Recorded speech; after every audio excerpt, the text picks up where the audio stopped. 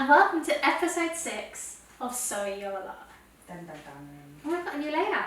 We have. This is cute. We're mixing it up. Getting I do feel intimate. really like, I feel like I'm supposed to be more chill than I am. Like I'm supposed to be like, I am very and much. I keep catching myself on my watch and I'm like, oh, Oh, that's what I look like. that's crazy. But yeah, hey. Hey. Girl, hey. How's it going? Pretty chill. So, label 1. Oh yeah. So last week we did We part chatted. 1 of ADHD, and then the week before we'd done politics, because obviously we film on a Tuesday, and obviously they hadn't done the Jenny Leck No. Jenny until Leck, yeah. Thursday. So now we've got the updates. So yeah, Labour's in. Labour's in. In my area, Green didn't win overall, but they came up, I think, like 7% more Okay. than where they had like 4 years ago, which is crazy. I also really like this layout because I don't have to make eye contact with you. I think this is like a neurodivergent. This is like the best way for a neurodivergent to like have a conversation, don't you think? I don't know. I'm a little bit like, where do I look? Yeah, but it's perfect because it means that if I'm not making eye contact with you, I'm doing You're doing the podcast. I'm doing angles. Anyway, yeah, so Labour won. Label 1. Is it terrible to ask who you vote for? Or is that a bad thing? Should we not tell people who we vote for? I voted Green. Basically, my reasoning was for it because I always do. I looked at tactical voting, tactical voting, and basically in my area it's so Labour that they were like, it doesn't matter, vote for whoever you like. So I voted with my heart, my conscience. So it was same here. And I think I said in our episode, like, it was really hard for me because I really like our MP. She has been calling for a ceasefire since November. She was one of the few kind of like. And she wasn't sacked by Kia for doing that. Yeah. It's wild. Yeah. So she was one of the few that went against the kind of stance of the Labour Party to vote for a ceasefire, like way back when. Yeah. So I was kind of like, oh, I don't really want. And not just going straight in with Israel has the right to defend itself. And I didn't really want to not vote for her, but equally I kind of couldn't vote Labour with my heart. Yeah. So I didn't. I was low key happy that that I didn't have to vote Labour. But also, did you see Kia's whole thing where he was like, oh, we hear you. We saw the constituents that I've got in and like where areas that we've lost, and we hear you and we understand. And then he's on the phone to Biden being like, yo babes, see you soon. I've got to say though, a week in, Rwanda bill scrapped. There's a lot of talk about that. Rwanda bill scrapped. It should have never been a thing, and I think also that the Conservatives just kept pushing for it, more for like their racist agenda, but also because they were like, we've started it. Yeah. We've started it. We've got to go through with it. We've started it. And it was the most ridiculous thing anyway. I hate to think how much money was spent on it. 3-point-something million. Have you not seen? No, I think it was more. So I saw a news article today that was like 3-point-something million down the drain. Because there was a deal, wasn't there? Maybe there was the initial 3 million, and then for every person that was sent to Rwanda, I think it was like 200. Yeah, but no one went. Yeah, but still. So like down the drain, there's like 3 points, like, and like there's a lot of criticism on that being like, oh, I think it was just like a lack of care for taxpayers' money, and I'm like, oh yeah, because that's Kia being like this. That's the Labour government being lack of care of their taxpayers' money, not the person who initially spent it. Not the person that. Not the parties that did that. Not the person that was like threatening. But I also knew this was gonna happen, didn't you? Like as soon as any other government got in, it was gonna be immediately like, oh, look, all these errors that like you're not fixing yet. Oh, for sure. Like, but I mean, literally, like first night Rwanda bill scrapped. Most female MPs. Least private educated cabinet ever. Yeah. I think there's only 3. Yeah, something. Yeah. Tiny. Oh, no, two or three. Tiny. Only, yeah. Most female. I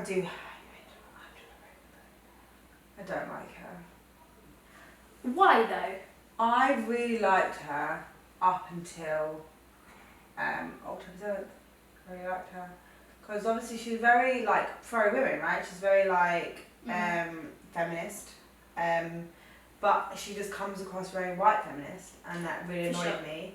And also the fact that she just was ignoring protesters that were coming into like any talk that she was having. Yeah. But also that she just has said the same thing with because the same reason I don't like Kia, well I also don't like Kia for other things as well, but just saying the same like, oh, Israel has a right to defend itself, and you're like, oh well, hang on a second. Yeah. We're months in now. Yeah. What do you mean? So that's kind of, I really did like her up until that point. I really liked how vocal she was, but I guess this is also an issue that we have in this country and also the world as well, where like white feminism takes. It's not intersectional. Yeah, exactly. And I hate that. I think what's interesting to me is obviously that she like had a baby when she was 16. Grew up in she came from what's it called? No, I want to say government housing, but social housing. Yeah, council housing. Maybe, yeah. Yeah, so that was like her. That's the whole thing, right? It's really interesting, and also there was a man on this morning who was talking about the meeting this morning to like devolve more power to the local councillors and mayors. Yeah. So like all of the local mayors were in like. Yeah, I saw that. And like the guy that was on the like level up minister or something, whatever his name was, they were talking about how he really like pushes for things silently in his like constituency, where like he intentionally got a fine, didn't pay it, let it go to the court, didn't pay it, and got it to the point where like bailiffs were coming around, saw the way that the bailiffs came in and the way that they charged, and he like tackled that. That's crazy. Yeah. I did see another good thing that was, I don't know if I've like maybe misheard this, because it was literally just as I was scrolling through and also flicking through channels as well, it'd come up that the person who's going to be in charge of the prison system, like as in sorting it out, is someone who has worked in a prison. Has worked and has done a lot of work with reintroducing people into society. Rehabilitating. That's it's a different I've listened to that, right? Yeah. Okay. So that's like people have been like. He was the head of a prison. But his like whole career, his whole thing, like he someone, I think the quote was like, he puts his money where his mouth is, like he hires people in the prison, like who are out of prison and things like that, like rehabilitating. And I think Scott was saying 700 people are going to be released from prison that are on like petty charges. Well, that's the thing, right, is that like apparently Rishi Sunak was told this like years ago, like a year ago or so, but also again months ago, being like, we've literally have no spaces left. There was something like 150 odd spaces in the whole of the UK. Yeah, it's like crazy. Which is insane. And then obviously you've got to deal with the backlog of like the actual court system, and like, because all of that must be mental. But also I just think there's so many people that you hear have been in prison on crazy charges for maybe something I would believe is like minor. And then you've got like sexual offences. And like egregious, like, horrible like rape counts. Threat to society. And they're like. And then you've got like bag of weed. Yeah, bag of weed, but he's black. Yeah. That's the vibe. That the Conservatives really took with that. So I am happy that there's going to be this kind of look into it, and they're talking about building, like, overall, all of that to say, happy stuff might change. It's looking good. equally still hate KSR. Oh, for sure. And I still have not much hope in the Labour government. But I do think we will see a change, a good, like a positive change. And I also just like the representation that has come into the house. Because also, did you see that there's been more new MPs sworn in than ever before? I think like then, so. Yeah, like something 300, like 50 something Well, new, and that's like record breaking than 1945 or something. And I think there's lots of people. That's what I was reading on the way in. And there's lots of people that have only ever been in opposition. So like even if they've been around for a little bit, they've not been. They're like, you know, their careers are still quite early. Yeah. In that they've only ever been in opposition. So. I love that there was like an article that was explaining like what happens next, and it was saying then they'll get like a little buddy, because everyone will get offices eventually, but at the moment there's like a hot desking situation until like the offices are sorted out, and then it was like, and they get a little buddy that's apolitical and will just guide them about what's the do's and don'ts of the House of Lords, and like it was wild. I think that in some areas of the civil service, you don't have your own desk, you hot desk. Well, I just think hot desking is mental in general, don't you? Yes. I would be like, that. Like you wouldn't be able to keep any snacks at work. No, you wouldn't. You'd be carrying your life in every day. But also, and like as a neurodivergent, I hate people touching my shit. Yeah. I hate it. Well, like, I don't think that's a neurodivergent thing actually, I think that's just a people thing, but I hate it. Like I have a particular pen, before I got that, I had some really fancy pens that I bought online, and like they are the best. I gotta bring it in to you to show you, because they're the best pens. Like everyone who's used the pens has been like, no, she's not allowed. But they're so nice and they write so well. Like they really are really nice pens. And people have used them, like borrowed them, and then put them back, and then they've realised how good they are. And then I found out that when I'm not at work, people are going through my tray looking for my pens. Yeah. And I'm like, I'd be fine if you looked after anything. So if you're listening to this. If anyone's listening to this from work, so touch my pens. Also, even if they were listening, they know not to touch my pens, because I've gone around being like, who's touching my pen? So why are people touching? Like I have a tray for a reason. It's in my notepad. Like what? Now I've taken them all home. To be fair, they're not even there anymore. I've taken them all home. This is irrelevant, and this is complete ADHD tangent. But also the fact that MP's hot desk is hilarious. Yeah. Hot desk, but also are allowed to expense their second homes. Not anymore. Not anymore, but it was up until like last year. No, it was further back than that. No, it was literally like there was a whole thing like last year or so, either the year or the year before, last year or the year before, that there was like a big thing with the Conservatives. But there was a big expenses scandal, like maybe like 5-7 years ago. But this is recent. That's why, because people were like, since that scandal, they were like, hang on a second, there's still a huge problem with expenses. Well, it's wild to me. So my friend that used to work in the civil service, like, because of the hot desking situation, there'd be times when she'd have to like sit on a different floor to her team. That is mental. Isn't that crazy? Like you should have the same facilities on each level. So she would like, her team would all be down on like the 3rd floor and she'd be somewhere else.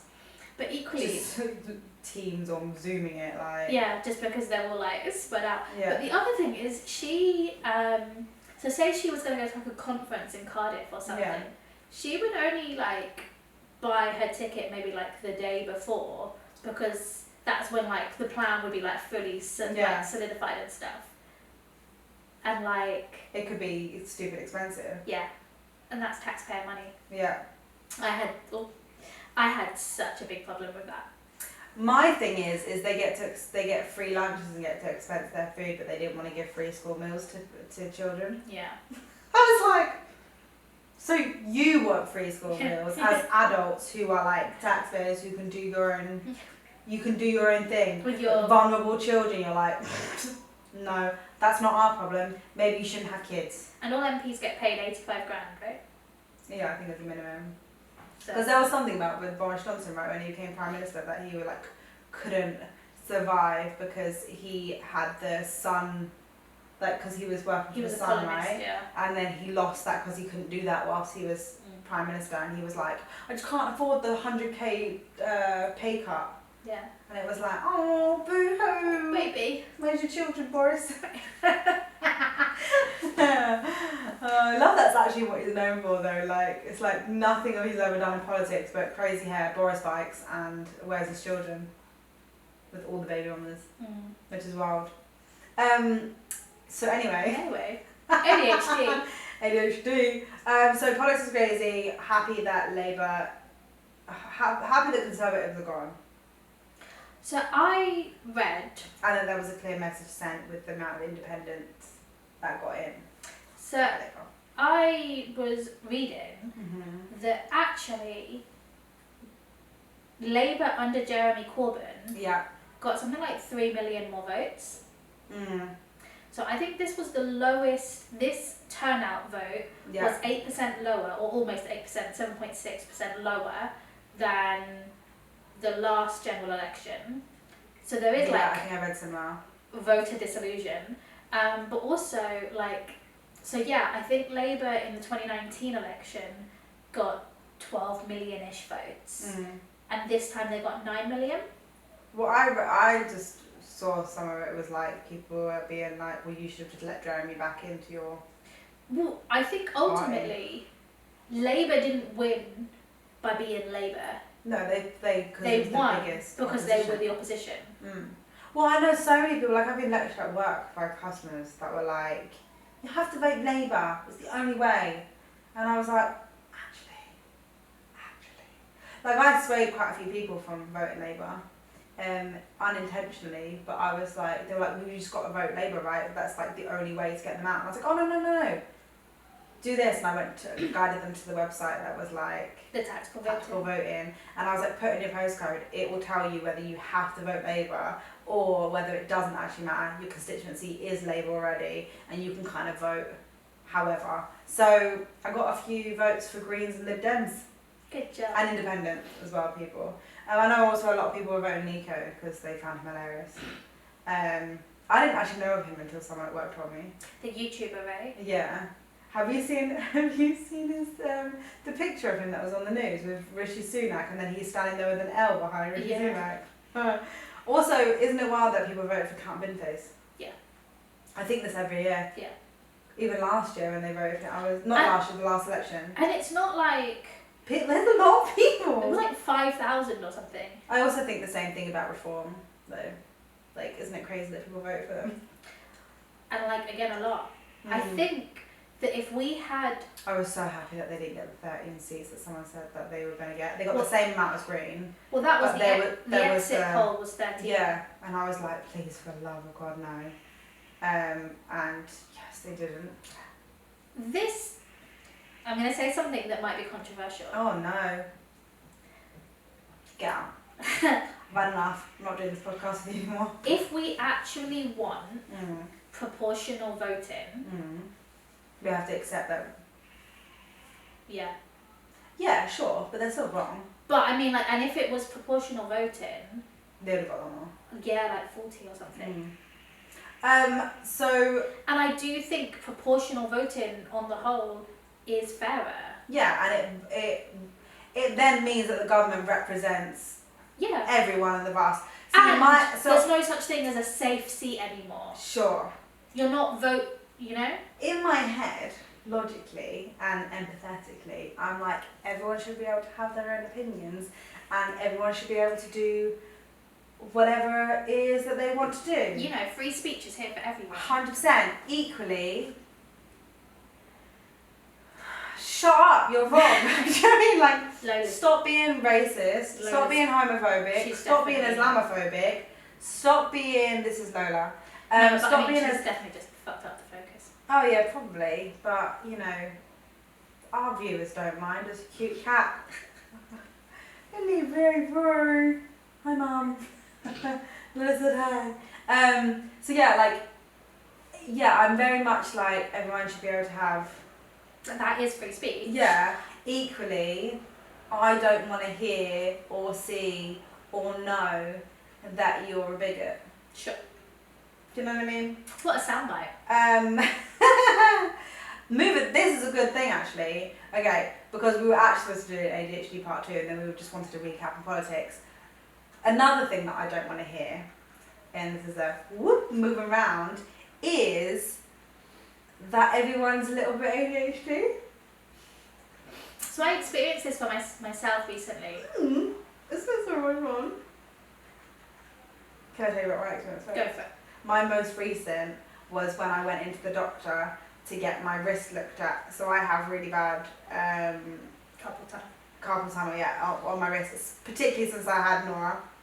And when I went, he said the same thing. He was like, oh, it's because, we see it a lot with mums and mums and blah, blah, blah, and you have to do these wrist exercises and blah, blah, blah. If it doesn't fix, you have to have surgery, all of the good stuff, right?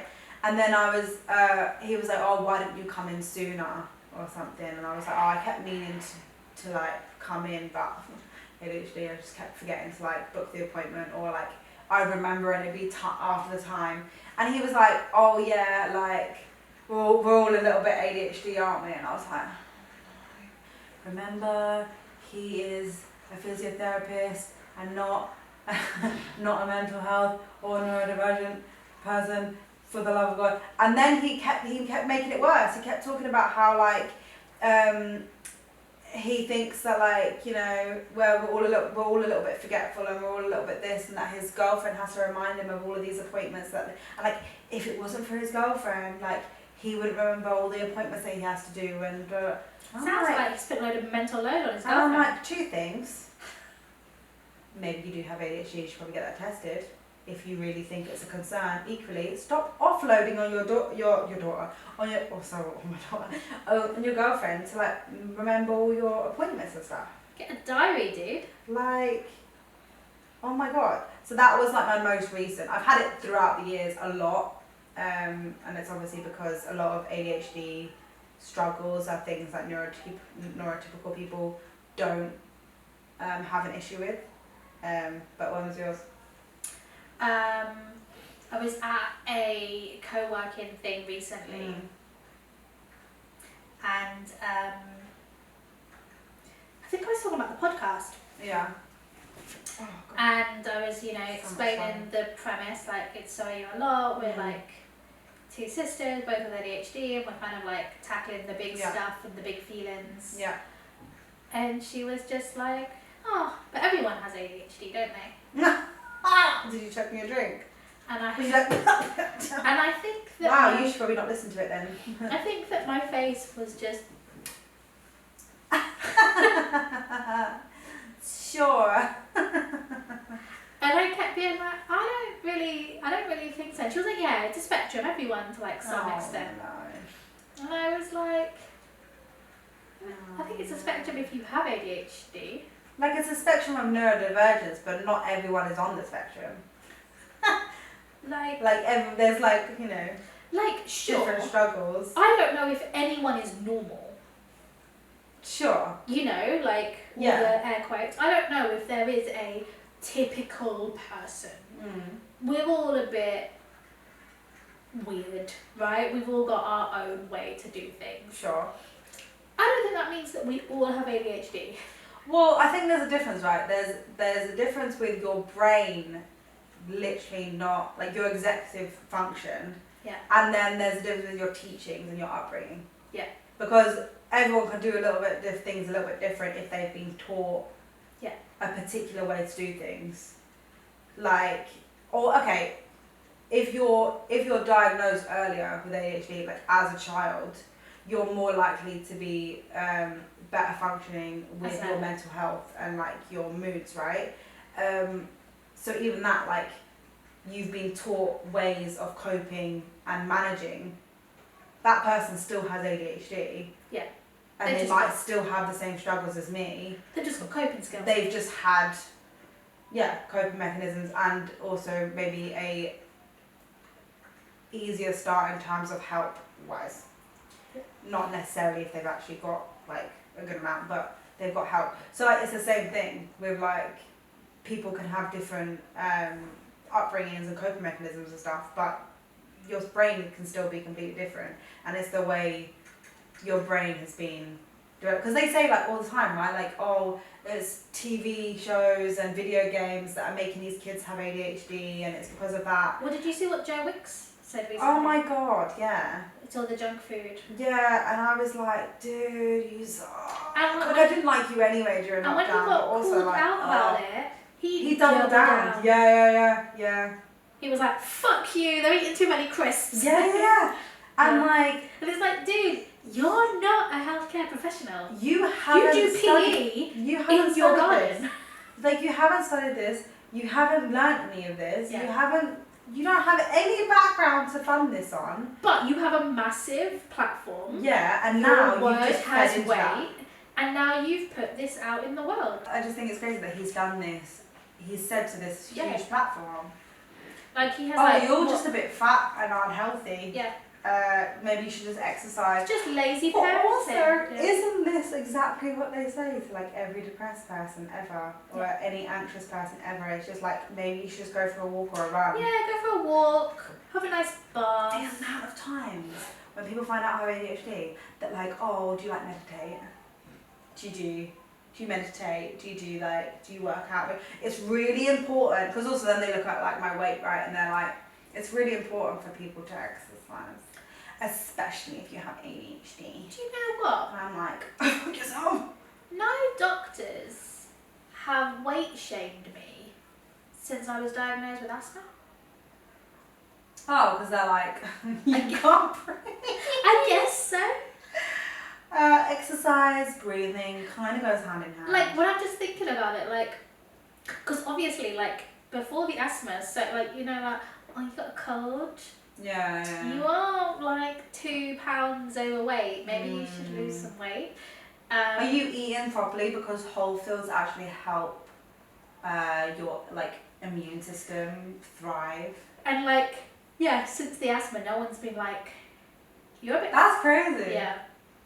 It's funny that amount of times that I've been like fitness shamed, weight shamed over the years, and just never picked up on it at the time. It's only when I've gone home and I'm like, Hold on. wait a second, that bitch called me fat. Like, it's Hold on, at the hold on. time, because I just generally like, I think when I have a conversation with people, especially like healthcare professionals, I just want to get it over and done with, Yeah. and I just want to like ramble on everything that I have had stored up in my brain in the last couple of months. I'm just going to get out you, list it to you, just want to get it done and then leave. And it's only upon reflection that I'm like, oh. And also, I'm so you conscious blame it on my weight. of a healthcare professional not taking me seriously or not listening to me that You just like shout at them all your things. I'm until like, they I'm just like rambling out loud and then. Which is fun. Which is a fun vibe. So yeah, I find it quite annoying, and I hate people when they're just like. Everyone has ADHD. Yeah, because also, okay, leading on to this from like medication wise, right? Because this is what really bugged me about that BBC. No, not The BBC. Panorama. Is it BBC Panorama? Panorama. It really annoyed me. Not because everyone obviously has come out the. Basically, their whole thing was that loads of people are getting fake diagnosed on like private.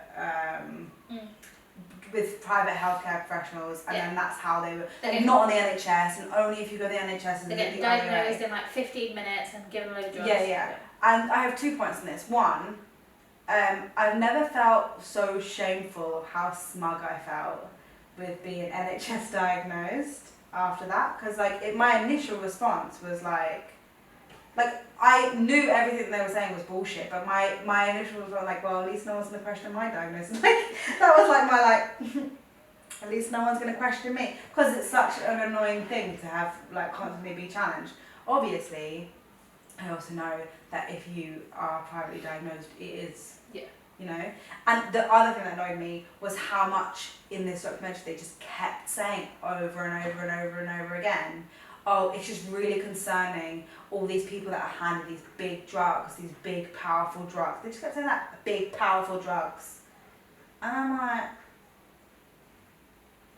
if a normal person takes my stimulant All it's going to be is you're going to probably feel like you've had a lot of caffeine and really whoop, whoop, whoop, whoop, whoop, whoop, right? Whereas I take it, it chills me out, mellows me out. Yeah. I'm zoned. I can finally have a normal conversation with people and like not feel like I'm itching to shout at you, or my mood is more temperament, or like temperament. You have, yeah. I have a better temperament. Or like, you know, my anxiety is lower. Like that's the thing. And they just kept saying about all these big drugs. I'm like, you can buy stimulants. Babe, you don't have to go through all of this, like this whole, because it's expensive. For the price it would be to get privately diagnosed, you would just go buy drugs. just go and buy the good stuff. And like it really annoyed me that it just kept over and over. It's almost like they didn't actually care about saying anything remotely on ADHD. It was about shaming people mostly. And that was actually the first time when I watched the panorama that I've gone, oh.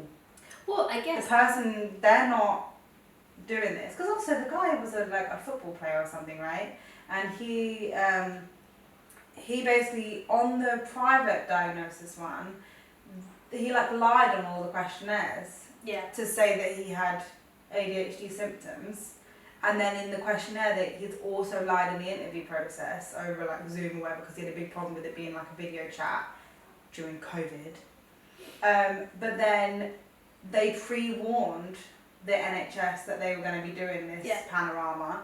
He didn't lie on any of the questions, and it was an in-person one because COVID was over and like they were doing a panorama documentary, so they weren't going to be like, should we do this over Zoom?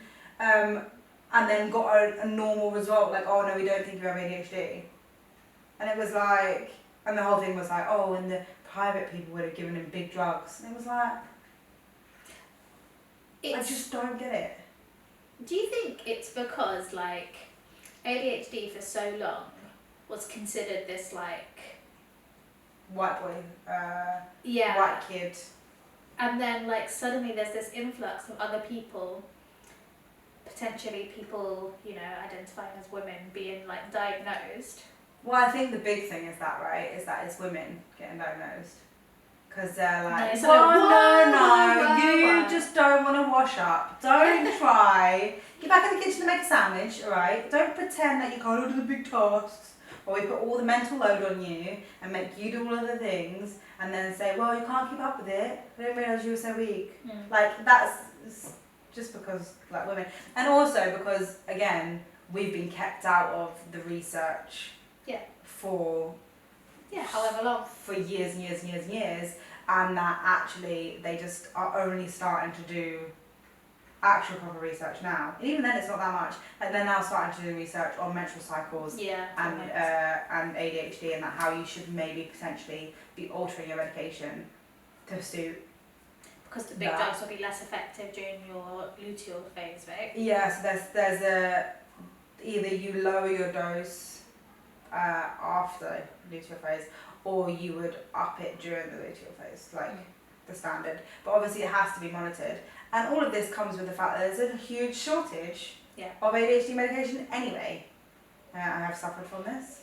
I'm currently suffering from this, which is just now reminding me that I need to call my GP tomorrow to check in with my medication, because I think I have like 3 days left. And they haven't ordered the prescription because they're like, you don't have any of the 60. But in last year I had it where I had to take like 3 months off of medication. And it's wild to me, right? Because I've mentioned this to you, that I started to realise that my medication was possibly not bringing me down, not making me like sad, but wasn't letting me be like as happy as I have been, right? And also I can't prioritise tasks. Like I generally, I got really paranoid then that I hadn't pressed record. I was like, oh my God, am I still here? But yeah, like I can't prioritise tasks at home because I don't have, like at work, right, I have like an actual to-do list that has to be done by the time that I clock out of work. So my brain can prioritise the tasks. At home, I've just got this like never-ending to-do list and all of this time, and I can't, like my brain almost just freezes and I can't do anything, and I kind of just sit there. That's like exactly my overwhelm. It's only as you're talking about this That's exactly my overwhelm with my new client. Like I kicked off with them yesterday. And so I'm in like the onboarding week where they're just throwing shit at me, right? Like, this is all for you to manage. And I'm just go like, for it. Shit, I don't know the priority of anything yet. I don't know what needs to be done. I don't know what needs to be done when. I don't know. And that has me like overwhelmed and on edge that I'm like fucking it before we've even begun. And because obviously when you don't have that like ability to prioritize the tasks in the way that they want or the way that you want, and you don't know like how important certain things are, like it really messes with your self-esteem anyway. Like ADHD messes with your self-esteem regardless, but you're then like inside your head like, I fucked it, like this is like the worst, I'm now like a shit. They're not gonna think I'm worth the money, I'm not gonna like all of this stuff. And I struggle with prioritization. I think because I struggle with now and not now. Same, I have that. Like, I feel like I have to do I get stressed trying to tick off everything now because I don't know how to order it and I don't know a time that's not right now. Do you know what, like in my head, it's like now or nothing's ever going to get done? It's because time blindness and also the way that we collect dopamine, so we don't have the ability to see like future tasks. So like you could say like, oh, you're saving for a car, right? But I won't necessarily see the reward in that car because it's too far away. So I think it's like the further the reward is, the less of an importance it will have on you.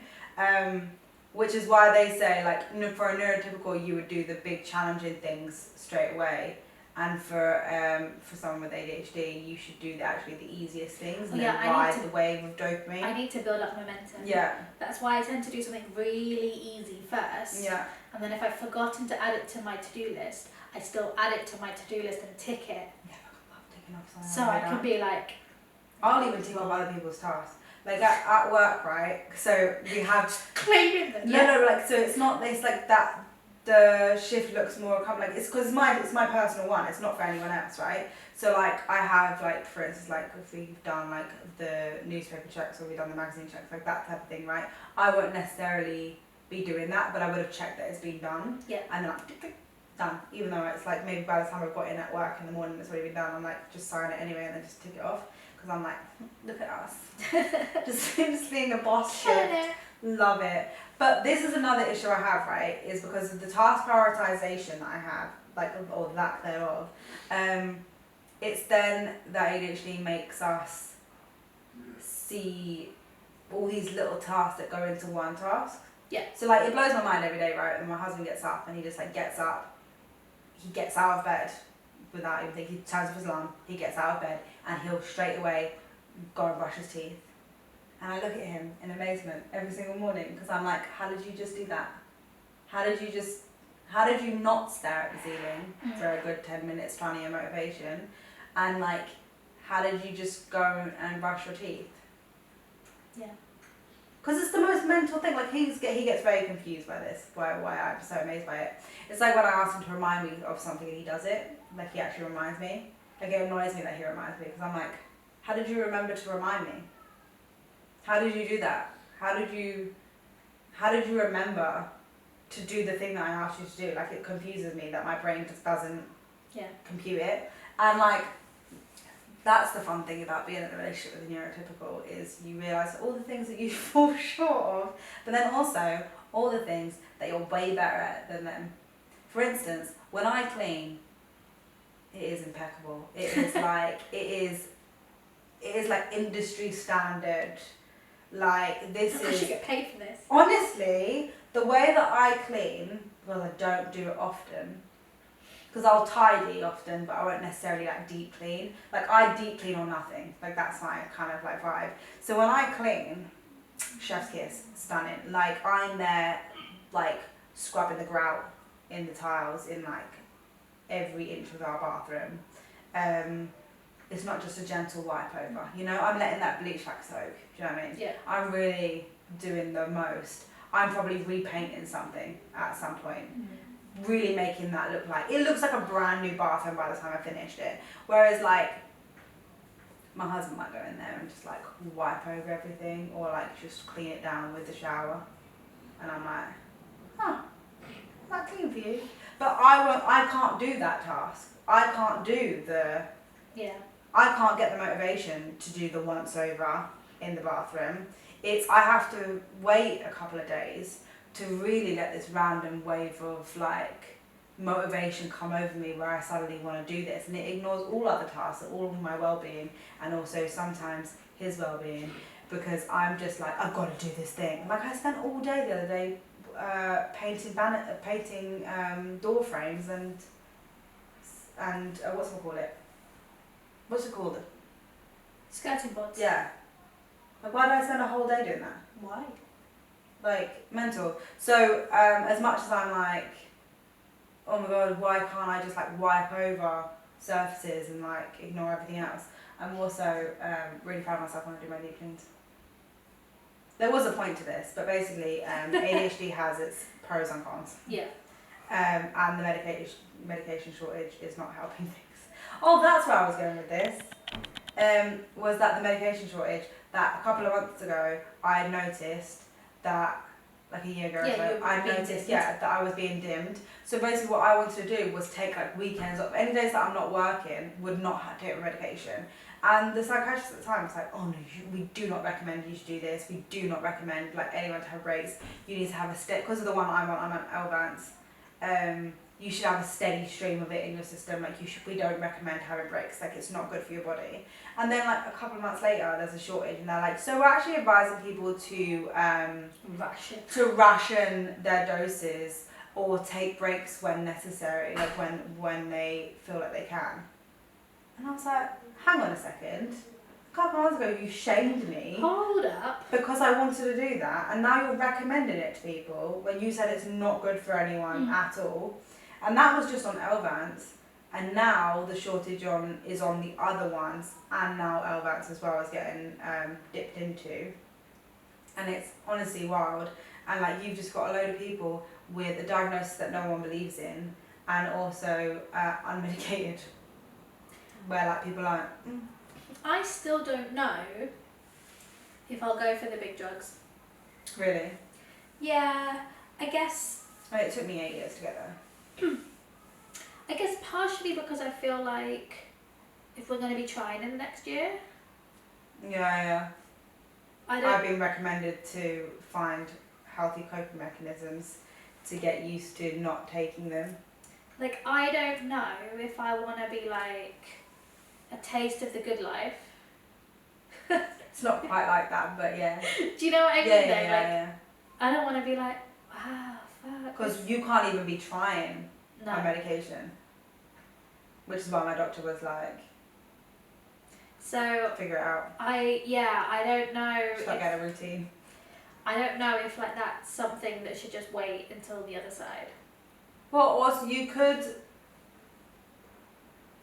start it, find your dosage, and then stop. But wouldn't because then you have your dosage on record, and then it's easier to start back up with. But wouldn't all of the hormone changes and stuff that your body goes through like make all of that totally redundant? I don't know, because I felt like because obviously I didn't have my medication before pregnancy. I had it after, and it was my saving grace, and I think it was from all the hormone changes. But then it meant that a year on, I felt like it had stopped kind of working. And actually, I needed to up my dose. But I tried all these different medications in the interim, thinking that Elvance just wasn't for me. When actually Elvance is for me, it's just I needed to up my dose because obviously the hormone changes and all of the things that had come and developed. I think just generally it was really hard for me to come to terms with it's not like a miracle drug. You don't just suddenly become a neurotypical. And you still have to adapt the world around you. And I think that that's the bit I've started to do. Yeah. So I now know that 3 days a week of client work is my limit. Yeah. I wonder how many people at home are like, wow, lazy bitch. Well, I ended up working full time because like a day a week is marketing. Yeah. a day a week. I don't actually think that. A day a week is like my membership in the podcast. Yeah, and then 3 days a week of client work, and I've got one more client as well. It's a big talking day when you do client work as well. Yeah. Yeah. Well, but that's what I mean. So like, it's gonna sound so weird to anyone who's not ADHD. But like, I have my toothbrush on the side of my bed. And I've also bought recently these little tiny toothbrushes that have already got toothpaste on them. So you don't have to like spit, basically, is the whole premise. But because I So you felt... just like chew it? No, you brush with it. But it's just, I don't know, it's like a disposable one. It's not great for the environment. But Like, also, it doesn't fluff up?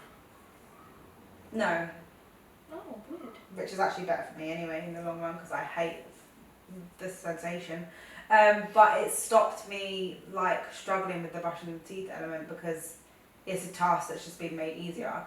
Also, I've now started doing this thing and it comes with a huge amount of guilt that's put on myself, but I don't sit down.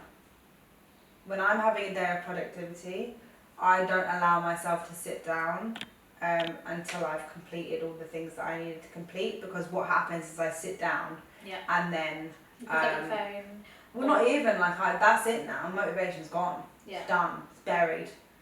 Goodbye. You might as well not have a house anymore because none. And also, I would have started a hyperfixated task, so there's mess everywhere that I've created, and then I've just given up.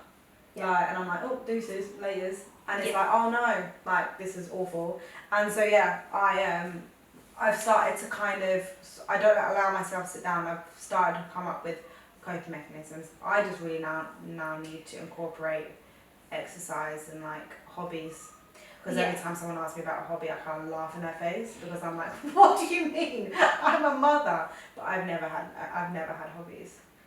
I've had like weird hyperfixations that turn into small businesses. That unsuccessful small businesses because I don't actually put enough effort into them to make them into a small business. You guys want to do business? Well, yeah, I'm putting a limit. I'm putting a limit on my client work. Yeah. And I have inquired with my ADHD coach about support until the end of the year. Nice. So you find that's helpful then? I mean, I've only had one session. Are you finding it validating? One session. Yeah. And also, like...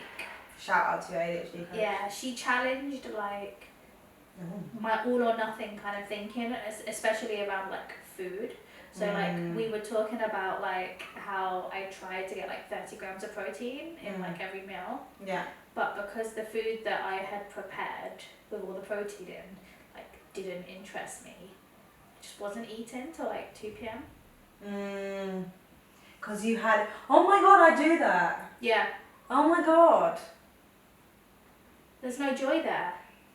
Yeah, but I don't enjoy food anyway. I didn't, like... I don't enjoy... Especially on medication, I don't enjoy food. There's some food that I'm like, oh my god, this is the best. Like a fake salmon and cream cheese bagel. And you're a vegan, so I Fucking don't know love how that. cream cheese is gonna... See, I have hyperfixation on meals, but if I want to go healthy, all of a sudden I feel like I have to cut everything out when I should just be trying to eat consistently. So what I've decided to do is stop trying to take stuff out and like actually add things in. So like add in a walk. Oh, I see. Add in a glass of water. Yeah, I just don't... Add a cup of edamame things. beans to things. Yeah, but they're so hard to cook sometimes. I just put it in the microwave. Yeah, but sometimes even when I do that, they still end up a bit bitty. And I don't like that. Oh. Yeah, I'm not a fan. But also, it's a good thing to have. I have a very much all or nothing approach with food in general. Like, I'll have a day where I'm having maybe consistent meals and it's quite good. And then the next day, potentially nothing's really easy for me to reach. So I'll either not eat or I'm just eating fucking junk. Yeah. And then I'm like, that's so crazy. Like, why Why does it make so why hard? do I feel so sluggish and like I've got no energy? Why have I had 3 Red Bulls today? Yeah. So, and I think especially as everything's so hard at the moment with like what's going on with my health and like this new client, I was like, okay, let's just pursue pleasure. Like, let's actually just do things that make my life easier and make me feel good. I was talking to someone recently about this, about like finding pleasure in life, and I was saying about how ADHD superpower is like hyperfocus, right? And also like you hyperfocus on something and you could just soak in all of this information on something you're particularly interested in, right? And I went through a particular phase. This is particular when George Floyd and Ahmaud Arbery, you know, Black Lives Matter movement was at its peak, right?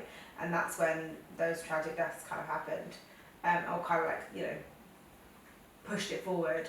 I had a whole thing where I had focused on, in general, like Black Lives Matter movement, but also the way that the British had been involved and how the UK is still super racist and like also systemic racism and all of that stuff, right? So I was super hyper-focused on that. But it got to a point where I genuinely could not listen to any music. I couldn't read any books that actually were like fiction, or listen to any music or podcast or something that wasn't wasn't about educating myself, right, or just being educational in general. And I had like no joy because I was like just constantly felt this horrible guilt of like I need to be more educated, I need to learn. And it meant that I didn't listen to music in like, I think it was a year at the time, because I just felt like I was like my time was being wasted, like I was wasting time. So I have like no joy. And it's the same with the hobby thing. Is I don't have any hobbies. Like I'm now looking at trying to figure out some sort. Obviously motherhood comes into it, but again I've never really had any hobbies. I've either had like work or nothing, right? Like no kind of like nothing. Like I see all these ADHDs that have like these like little niche like things that they have, or like, you know, small business ventures. But I just don't have anything like that that particularly makes me want to spark joy. And so I'm trying to get into that now and trying to come up with coping mechanisms to like bring you some joy, survive life. So do you want to add anything? No, we have got a couple of minutes, so let's wrap up. This has been a nice little all-round episode, I think. I do feel like I've really dragged on the negatives of ADHD when really we have some good stuff, which people with ADHD will understand. So next week, what do you wanna chat about next week? I think let's do a little poll on the stories. Yeah, I think that's a good idea. Go to our Instagram stories, well, also everywhere, I guess, because we can do polls everywhere. Yeah. We'll do a little poll. Tell us what you want us to talk about. To figure out what we want to do next, because obviously, like, we don't have anything in particular, but we'll list some things. We have a whole like list of ideas that we could be discussing, and then maybe you just want to see like loads of videos of like cute cats and like Lola's dribble. Cute. Never know. Cool. Okay. Well, as always, thanks for listening, and we'll catch you next week. Yeah.